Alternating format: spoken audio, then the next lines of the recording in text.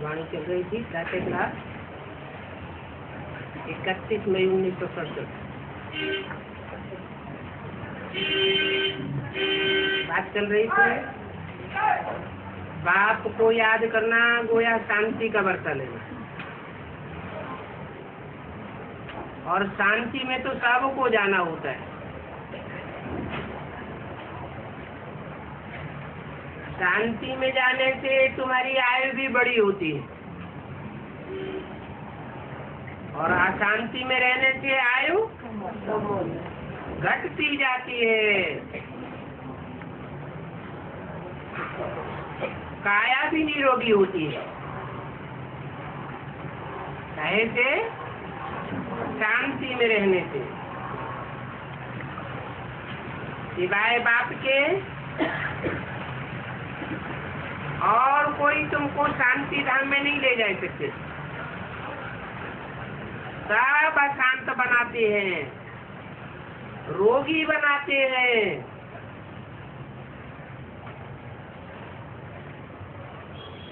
आयु क्षीण कर देते हैं। कोई भी तुम्हें सुदर्शन चक्रधारी नहीं बना सकते, और आत्मा ही सुदर्शन चक्रधारी बनती है।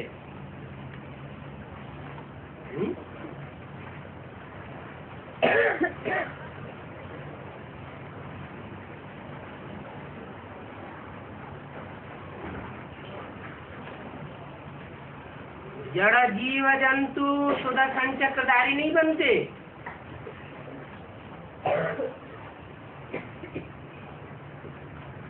आत्मा बनती है।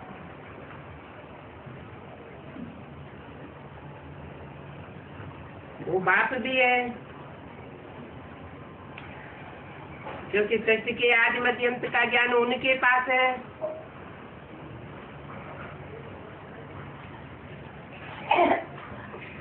इनके पास नहीं है। इनके पास नहीं है, किनके पास है?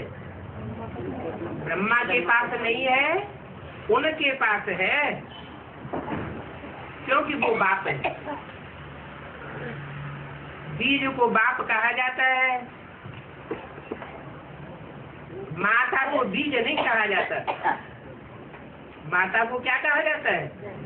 दय नहीं कहा जाता है। बीज को धारण करने वाली है।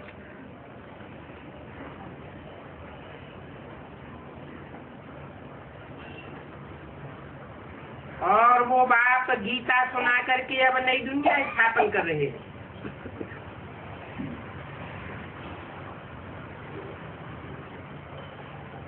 वो गीता तो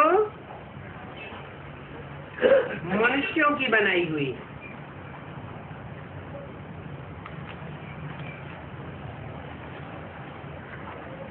कौन सी गीता?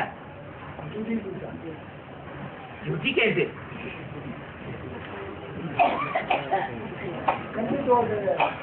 वो गीता जो खंडित हो जाती है, जो बोला है मुरली में, गीता सारी ही खंडित की हुई है। किसके द्वारा? मनुष्यों के द्वारा। वो मनुष्यों की बनाई हुई गीता है।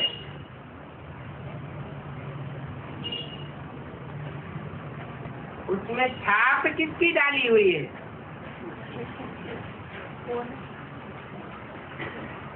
कृष्ण की छाप डाली हुई है। जो मनुष्य सृष्टि का पहला पत्ता है, उसकी छाप डाली हुई है। दिल पर छाप पड़ती है ना, तो उस गीता के दिल पर छाप पड़ी हुई है कृष्ण की, और कृष्ण पहला पत्ता है।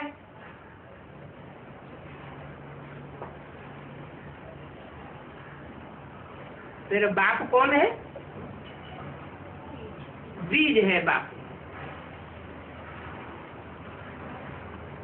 मना पत्ता जब पुरुषार्थी जीवन में होता है,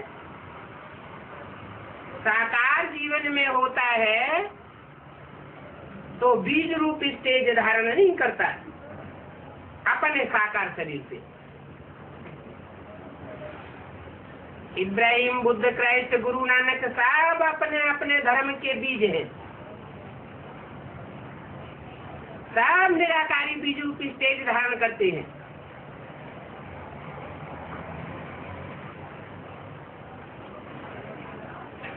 कृष्ण बीज रूप स्टेज धारण नहीं करता।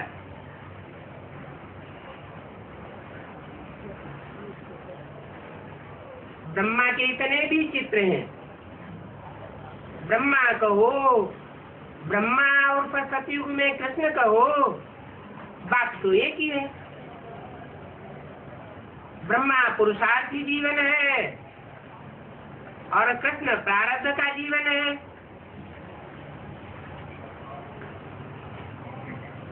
प्रारब्ध लेने वाला कृष्ण सत्य रूपी वृक्ष के पत्तों में से सबसे श्रेष्ठ पत्ता है।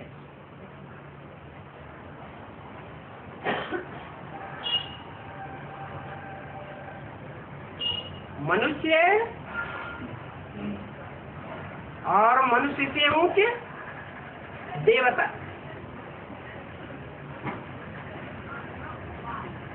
देवताओं के रूप में जन्म लेने वालों में सर्वोपरि। लेकिन उस देवताई सृष्टि को भी जन्म देने वाले जो बीज हैं,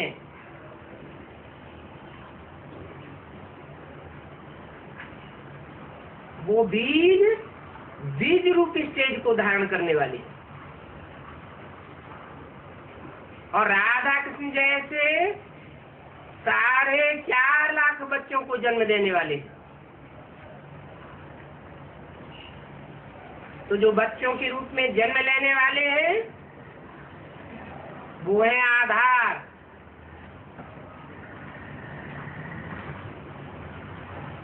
और जो जन्म देने के लिए बीज रूप स्टेज धारण करने वाले हैं, वो है बीज रूप बाप।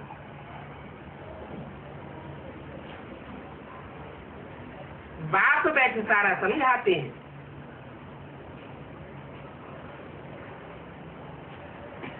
धरणी का पाठ बजाने वाले समझाने वाले नहीं है। माता के रूप में पाठ बजाने वाले समझाने वाले नहीं हैं। सुनने सुनाने वाले हैं।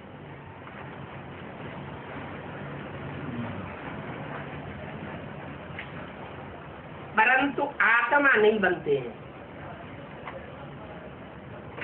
अपने पुरुषार्थ से बीज रूप आत्मा बन जाए तो नहीं बनते। फिर कैसे बनते हैं? जो बीज रूप आत्माएं हैं, उन बीज रूप आत्माओं में जब प्रवेश करते हैं तो उनके संग के रंग से वो बीज उनको अपना रंग लगाए देते हैं। किनको? राधा जैसे जन्म लेने वाली बच्चों को जो पूर्व जन्म में पुरुषार्थ तो किया, ज्ञान तो सुना, धारणा भी की, लेकिन अधूरा ज्ञान बुद्धि में बैठा। गीता ज्ञानामृत बन करके बुद्धि में नहीं बैठा, गीता बुद्धि में बैठी।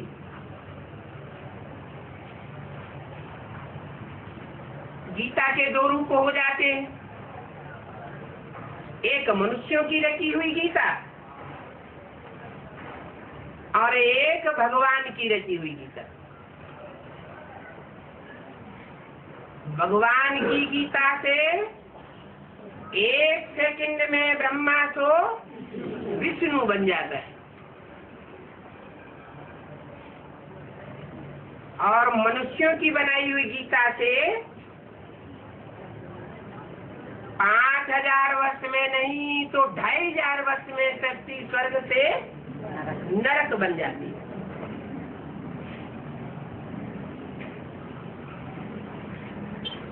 ये बाप बैठ सारा समझाते हैं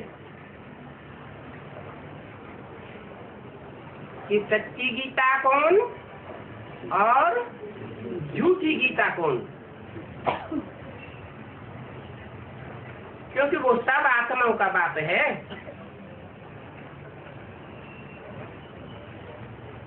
जिन जिन आत्माओं का बाप है वो सब बच्चे आपस में भाई भाई हो जाते हैं।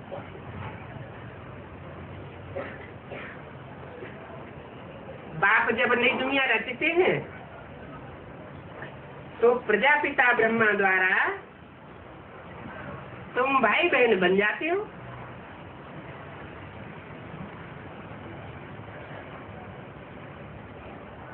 हर एक ब्रह्मा कुमार कुमारी है। ये बात बुद्धि में रहने पर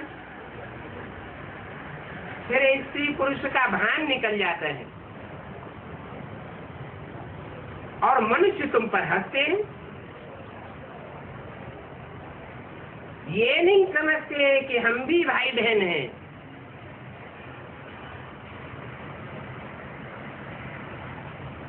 कैसे भाई बहन हैं? सारी मनुष्य शक्ति को आज नहीं तो कल प्रजापिता ब्रह्मा का बच्चा बनना।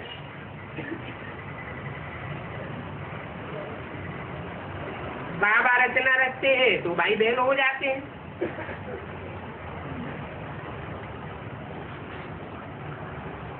जबकि क्रिमिनल दृष्टि निकल जाती है। इसीलिए गंधर्व विवाह गाया हुआ है।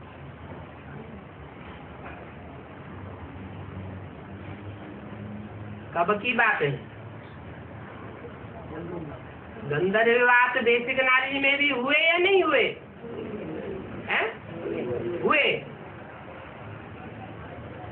फिर भाई बहन या भाई भाई बने?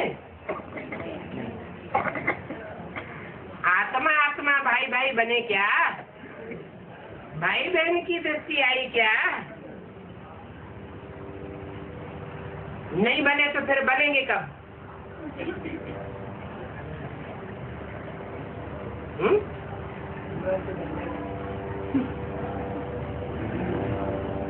भाई बहन बनते हैं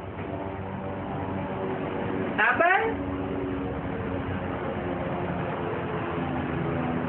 जब असलियत को पहचानते।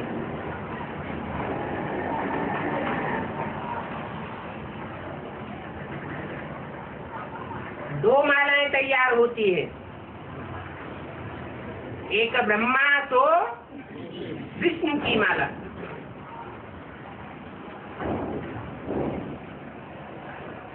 ब्रह्मा का अधूरा पुरुषार्थ तो कोई माला नहीं बनती ब्राह्मणों की,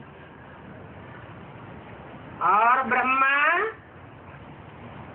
मनुष्य सृष्टि के बाप के संग के रंग में आता है तो संपन्न स्टेज बनने पर ब्रह्मा तो विष्णु बन जाता है। तब विष्णु की माला बनती है, जिसे कहते हैं विजय माला। वो बहनों की माला है। भारतवर्ष में परंपरा चली आई है। कब तक? जब तक बाप की प्रत्यक्षता नहीं हुई तब तक। क्या परंपरा चली आई? राजाई का वर्षा कन्याओं को नहीं मिलता है। किसको मिलता है? भाई को मिलता है, बहन को नहीं मिलता।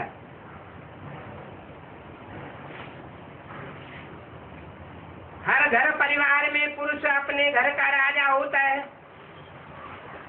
यथा राजा तथा प्रजा। प्रजा भी क्या करती है? 63 जन्मों में भारतवर्ष में प्रजावर्ग ने अपना वर्षा भाई को दिया या बहन को दिया? पुत्र को दिया या पुत्री को दिया? पुत्री को दिया। ये परंपरा कहाँ से पड़ी है? कैसे? जो पुरुषार्थी जीवन में अम्मा को फॉलो करने वाली बनी,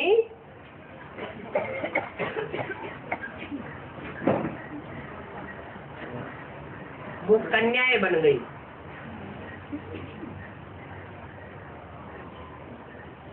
रानी बन सकती है लेकिन राजा नहीं बन सकती।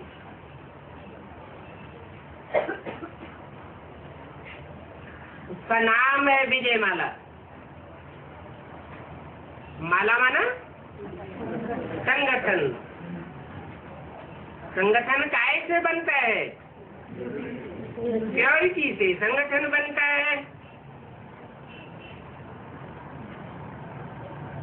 वो प्योरिटी से यूनिटी बनाने वाली कन्याएं 63 जन्म भी पवित्रता को धारण करती है। नंबर 1।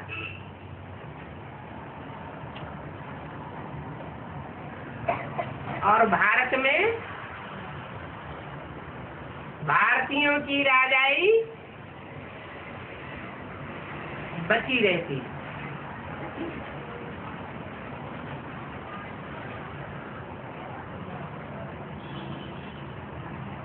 माता में प्योरिटी ज्यादा होती है। वो प्योरिटी का वर्षा बच्ची में भी जाता है।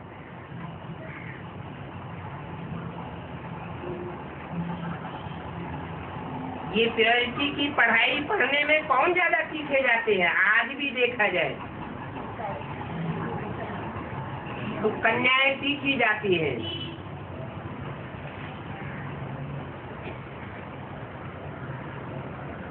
फिर जो सीखे जाते हैं प्योरिटी की पढ़ाई पढ़ने में, उनको वर्षा मिलना चाहिए।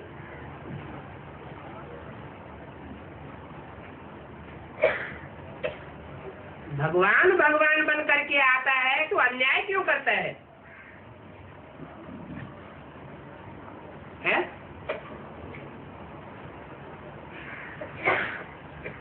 जब है ही पवित्रता की पढ़ाई, तो जो पवित्र रहने वाली आत्माएं हैं, पवित्रता में आगे जाती है, उनको वर्षा मिलना चाहिए। काहे का वर्षा? राजाई का वर्षा। तो भगवान आकर के कन्याओं को क्यों नहीं राजाई देता है?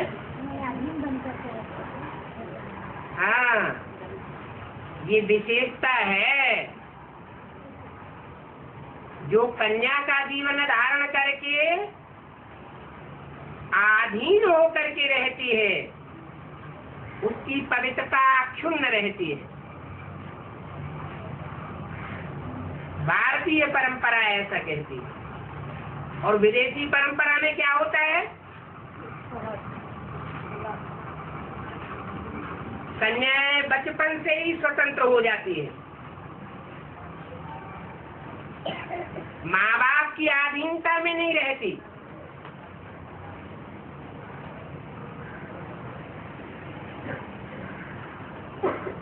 अधीनता में न रहने के कारण उनकी पवित्रता खंडित हो जाती है।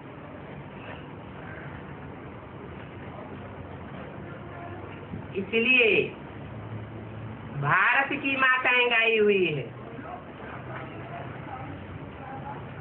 भारत की माताएं, अब जैसे में क्या बोला है उनके लिए? भारत माता शिव शक्ति अवतार अंत का यही नारा है, अंत का नारा है, आदि और मध्य का नारा नहीं है। उन माताओं ने भी आदि में और मध्य में वो करिश्मा नहीं दिखाया।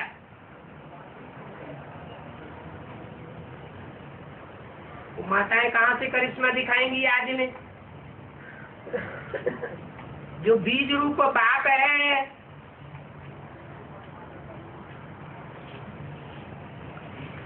उसको कोई ज्ञान का पूरा डोज नहीं मिला, पूरा ज्ञान नहीं था तो छोड़ के चले गए। तो माता को प्राप्ति होने की तो बात ही नहीं।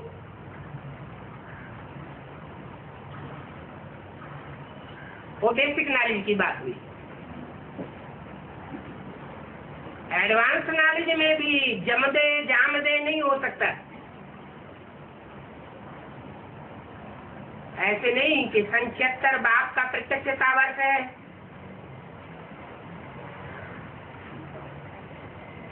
तो तुरंत स्थापना हो जाएगी प्रैक्टिकल में। पहले नंबरवार बुद्धि रूपी क्षेत्र में प्रत्यक्षता होगी, सुखधाम और शांति धाम की। यह प्रैक्टिकल में सुखधाम शांति धाम बन जाएगा।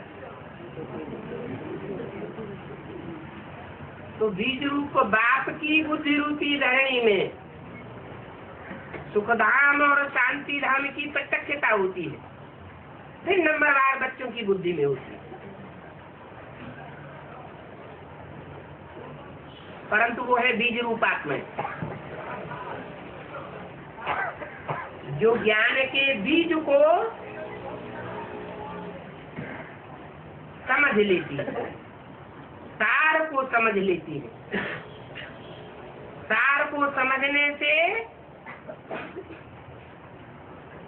जब बुद्धि रूपी धरणी में वो सार बोया जाता है तो विस्तार भी हो जाता है। जितना जितना बीज सूक्ष्म होगा उतना उतना वृक्ष विस्तार को पाने वाला होगा।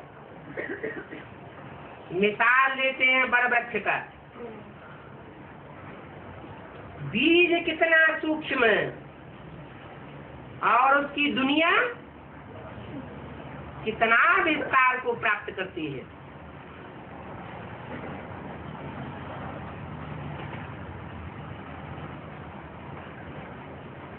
परंतु जो भी बीज रूप आत्माएं हैं, उनका बीज कौन?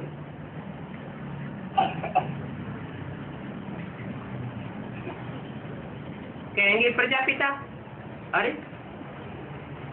आत्माओं का पिता भी प्रजापिता है क्या? वो तो सारी मनुष्य सृष्टि का पिता है। मनुष्य सृष्टि में ऐसी भी आत्माएं हैं जो भगवान के आने पर बीज रूप स्टेज को पूरा पूरा धारण कर लेती है, बीज बन जाती है, देवभान का नाम निशान नहीं रहता। ऐसी बीज रूप आत्मा बनती है कि दृष्टि मात्र से भी, ज्ञानेंद्रियों के संसर्ग से भी उनको संतान पैदा करने की दरकार नहीं रहती। जैसे राधा कृष्ण और लक्ष्मी नारायण के चित्र में दिखाया है। लक्ष्मी नारायण दृष्टि मात्र से भी एक दूसरे को नहीं देख रहे हैं, वो संगम भी स्वर्णिम युग की दुनिया में खड़े हैं, और राधा कृष्ण सत्य की दुनिया में वो दृष्टि का सुख ले रहे हैं। भले अभी विचारी दृष्टि है, लेकिन ज्ञानेंद्रियों का सुख तो ले रहे हैं। वो ज्ञानेंद्रियां भी देह का हिस्सा तो है। तो ऐसे बच्चे जो आत्मा तो है, जैसे 500 करोड़ मनुष्य आत्माएं हैं, वो सब देहभान का सुख भोगने वाली है। परंतु वो ऐसे बच्चे हैं जिनमें देहभान का नाम निशान भी नहीं रहता।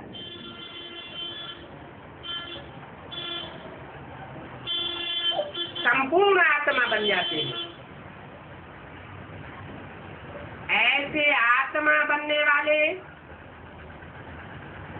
रूहानी बच्चों का बाप कौन होगा? है? प्रजापिता तो हो नहीं सकता। वो तो देह अभिमानियों का भी बाप है। राम तो रावण बनता है, तो बिना देहवान के रावण बन जाएगा क्या? देहभान तो धारण करना पड़े, नहीं तो इतनी बड़ी आसुरी सृष्टि का विनाश भी नहीं हो सकता। जो गीता में लिखा हुआ है, आत्मनिष्ठ व्यक्ति सारे संसार की हत्या कर दे तो भी उसके ऊपर कोई पाप नहीं लगता। देवान के बगैर हत्या करेगा क्या? है? देवान होगा तब ही तो विनाश होगा। अगर संपूर्ण आत्माभिमानी हो तो विनाश की तो बात ही नहीं।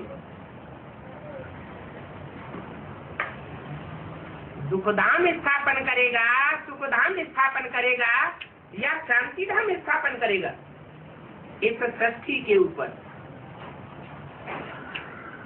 साकार सृष्टि में क्या निर्माण करेगा? शांति धाम बनाएगा। शांति धाम बनाने का निमित्त बनेगा अगर संपूर्ण बीज रूप स्टेज को धारण करेगा। देहवान होगा तो विषय विकार भी होगा।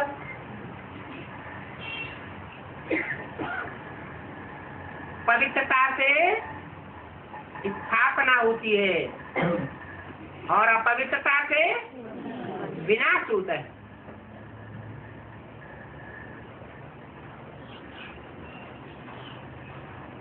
तो ऐसी बीज रूप स्टेज धारण करने वाली आत्माओं का बाप कौन?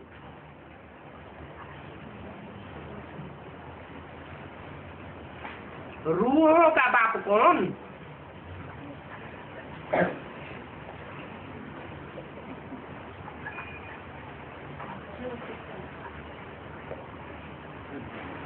जो रूहों का बाप है वो रूहानी स्टेज के बच्चों की पैदाइश करके जाता है।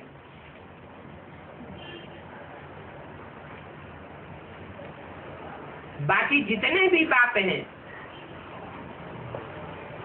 वो सब देह अभिमान वाले हैं और देह अभिमानियों की पैदाइश करते हैं। रूहों की पैदाइश नहीं कर सकते।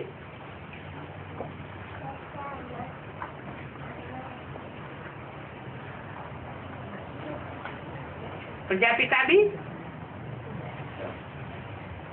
रूहों की पैदाइश करता है, या देह अभिमानियों की पैदाइश करता है?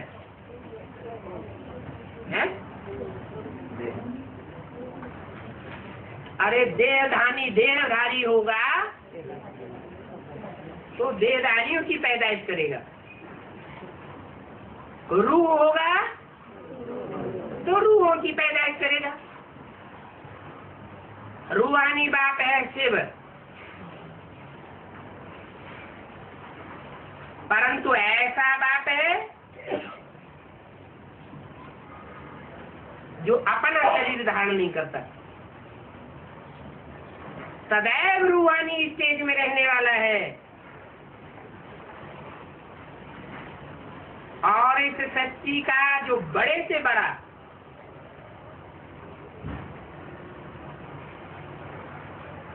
देह अभिमानी है उसमें प्रवेश करता है और प्रवेश करके उसको क्या बनाता है? आत्मा अभिमानी बनाता है। और आत्मा अभिमानी कैसा बनाता है? आप समान।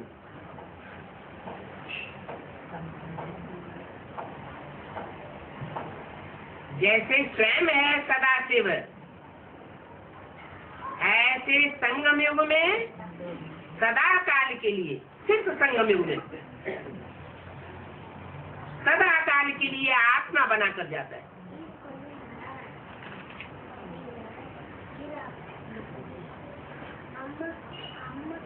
दो चार सेकंड, 2-4 मिनट, 10-15 दिन, महीने, 2 महीने, 2-4 साल के लिए नहीं,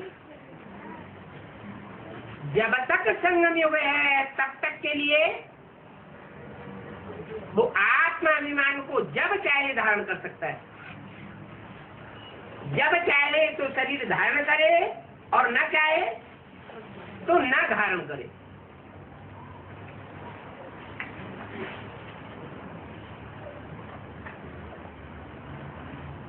आत्मा बनता है तो मनुष्य शक्ति की जो भी आत्मा है सब में प्रवेश करके वो अपना कार्य कर सकता है। एटम बम बनाने वालों की बुद्धि को भी घुमा सकता है।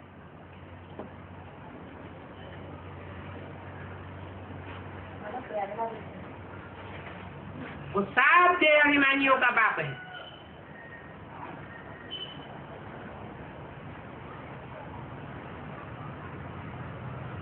आत्मा अभिमानी कितने हैं और देह अभिमानी कितने हैं? 4.5 लाख आत्मा अभिमानी और बाकी सारी शक्ति देह अभिमानी।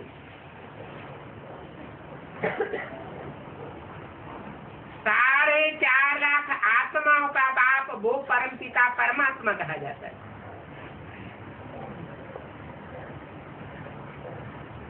जो परम पिता आत्माओं के बीच में हीरो पाठधारी आत्मा में प्रवेश करके परमात्मा बन जाता है।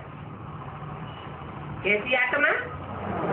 परमात्मा बन जाता है। बन जाता है, पहले था नहीं परमात्मा। क्यों? सुप्रीम सोल पहले परमात्मा नहीं था। कंपैरिजन तब ही किया जा सकता है जब शरीर में प्रवेश करे। दूसरे धर्म वाले तो मानते ही नहीं है क्या कि सुप्रीम सोल इस धरती पर साकार तन में प्रवेश करता है। इसलिए वो परमात्मा का सही अर्थ नहीं निकाल पाते। वो क्या नाम देते हैं?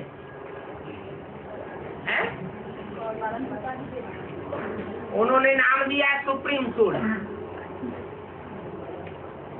लेकिन वो जानते नहीं है कि सुपरमेसी कैसे बनती है।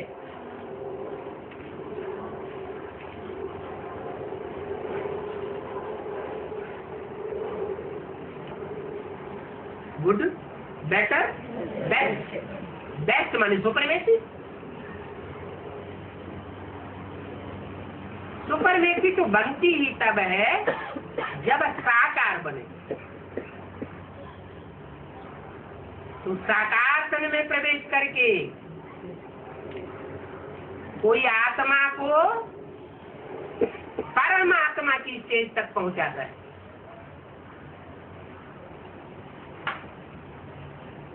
ये परमात्मा टाइटिल जो है वो शिव सुप्रीम सोल का है या जिसमें प्रवेश करता है उसका है? क्यों?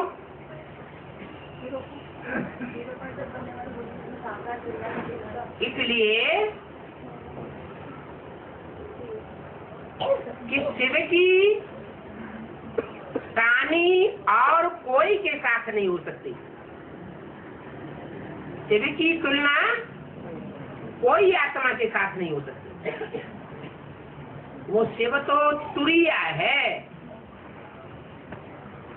और जो भी आत्माएं हैं 7 जन्म मरण के चक्र में आने वाली है। शिव जन्म मरण के चक्र में आने वाला नहीं है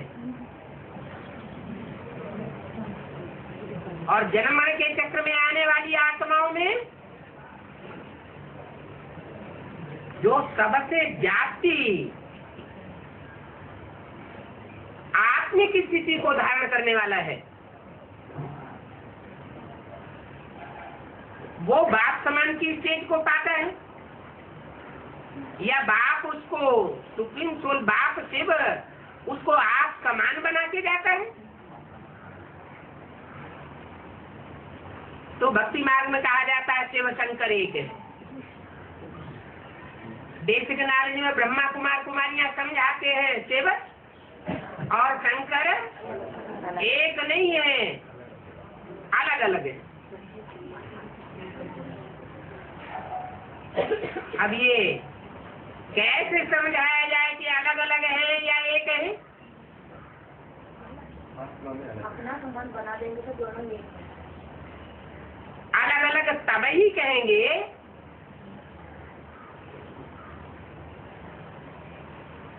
जब कोई अलगाव की बात साबित होती हो।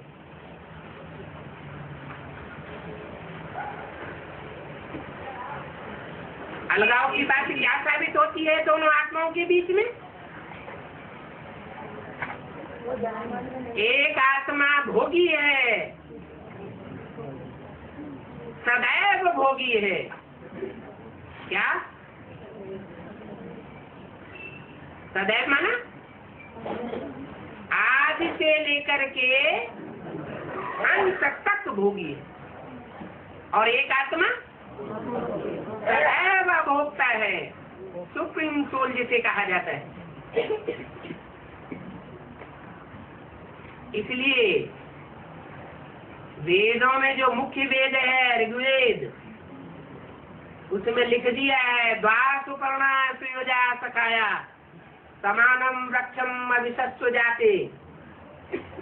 ये सत्य रूपी वृक्ष है जिसमें 2 पक्षी विशेष हैं, वास करते हैं।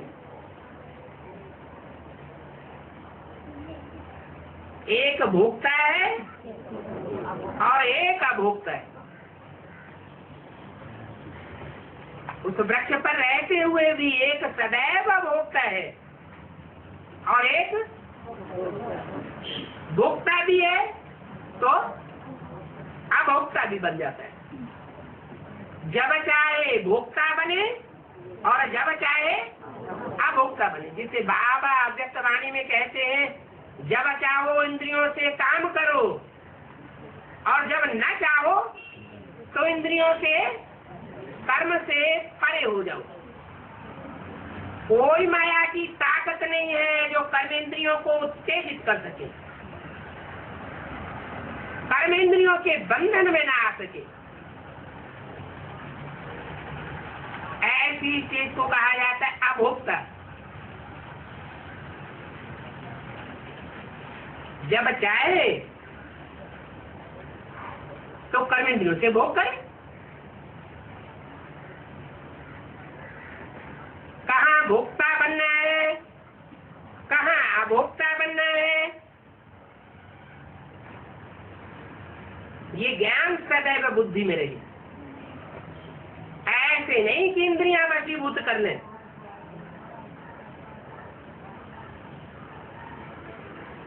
नहीं तो मनुष्य किसको कहा जाता है?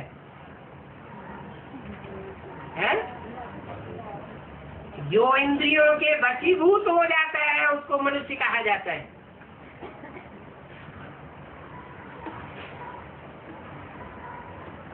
और भगवान किसको कहा जाता है? इंद्रियों को वशीभूत करने और कराने वाले को भगवान कहा जाता है। इंद्रियां बंधन में बांध लेती हैं आत्मा को, तो मनुष्य कहा जाता है। इंद्रियों के बंधन से परे चली जाती है आत्मा, तो देवता बन जाती है।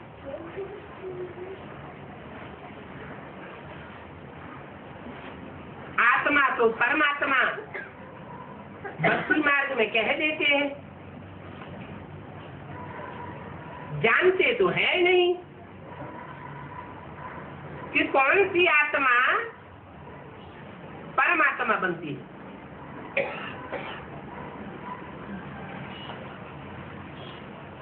एक ही आत्मा है जो परमात्मा पाठ बजाती है, वो भी सदा काल के लिए नहीं। सिर्फ संग युग की बात है। इसलिए कहते हैं आत्मा कभी मरती नहीं।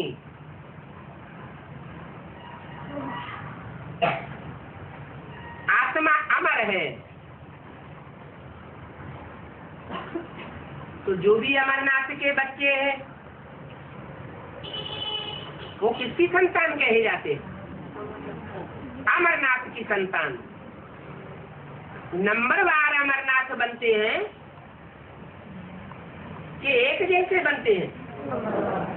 नंबरवार अमरनाथ बनते हैं। निश्चय बुद्धि विजय से बनते हैं। इतना दृढ़ निश्चय हो जाता है कि जीते जी इन आंखों से सृष्टि का विनाश भी देखते हैं और इन आंखों से नई दुनिया भी देखते हैं।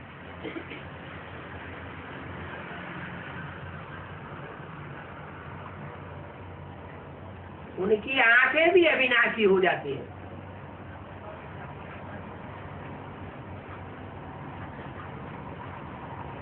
वो बाप के बच्चे हैं, सुप्रीम सोल बाप, जो बड़े से बड़ा बाप है।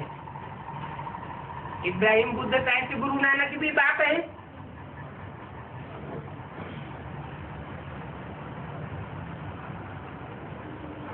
लेकिन उनको सुप्रीम फादर नहीं कह सकते, कोई कहते भी नहीं है।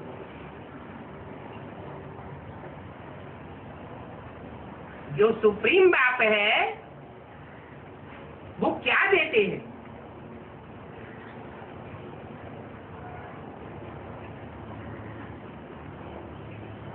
छोटा वर्षा देंगे या बड़ा वर्षा देंगे? क्या है बड़े से बड़ा वर्षा है? गति सदगति तो 500 करोड़ को भी मिलती है?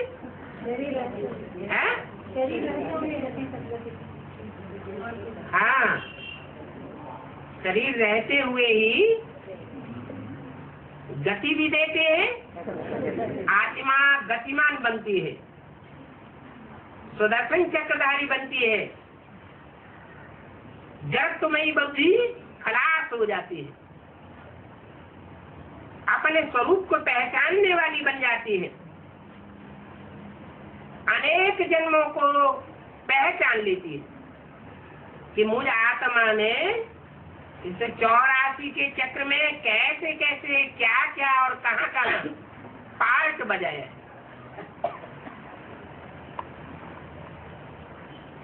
गतिमान भी होती है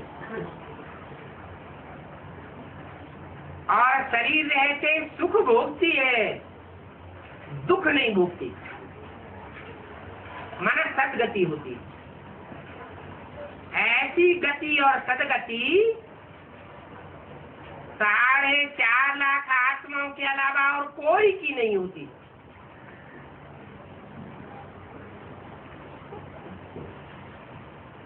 ये है रूहानी बाप के असल रूहानी बच्चे।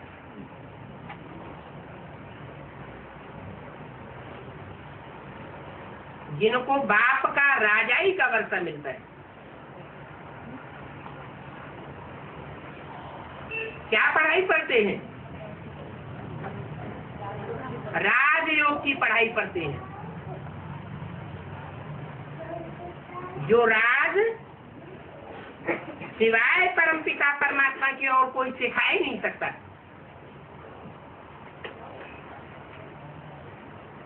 ऐसी संगठित फैमिली बना के जाता है जो इतनी बड़ी फैमिली दुनिया में कोई ने न बनाई हो। प्रैक्टिकल रूप में देखने में आता है कि इनके ये माँ है और इनके ये बाप है।